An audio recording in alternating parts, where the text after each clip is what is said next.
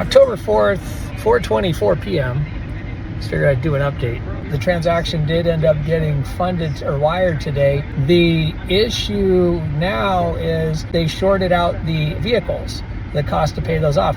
And when we were discussing the price, negotiating it, the agreement was that he was to pay for the vehicles. I'm not going to get value for those. Why am I going to pay money and lose money? You're not even giving me valuation of the company. Now in the purchase agreement, it got a little lost, but in reading the purchase agreement, it's still not very clear. It's important, I don't want to come off on our first times as a hostile, even though I'm the one getting shorted. I don't know. But again, I'm not trying to be negative. I just want to be positive. It's a good day. We're going to go celebrate, go to Flemings, and enjoy the night. Over the years, Michelle and I have gone to Flemings to celebrate milestones in life, so it felt right to do that again tonight. It's been a long, long journey filled with lessons, experiences, and a lot of great memories. The whole thing changed us. Maybe a better word is galvanized us. It made us stronger people, a stronger couple, and better business owners. I'd never tried a tomahawk steak before, so I went for it. It was a lot of food, so the rest came home with me. We opened a great bottle of wine, and before we left, I wrote the date and what we were celebrating on the cork and brought it home with us. It was a great night, one I'd thought about a lot during some really tough days. That Sunday, I drove over to Offsite to start moving some of my stuff out.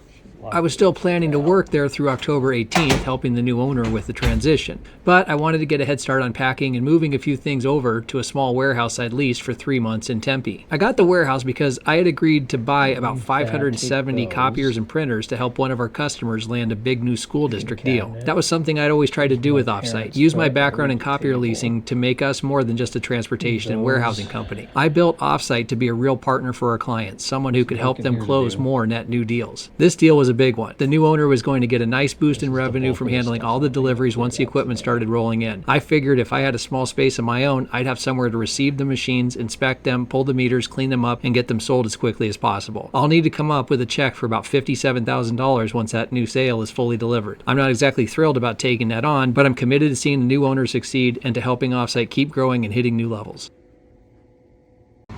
Most transportation companies park their trucks inside. There's a good reason for that. Thieves will come around and steal batteries, sometimes even tires.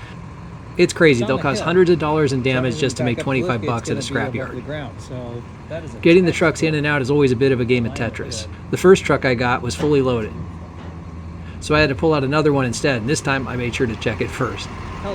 With the amount of crime out there, you never leave the keys in the trucks. Crooks just don't care if the back's open, if the cargo's strapped down, or even if the liftgate's hanging halfway off.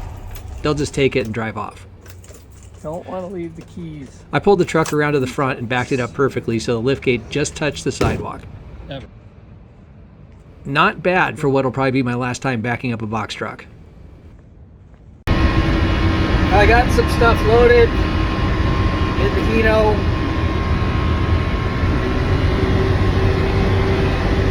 It's a good drive on a Sunday.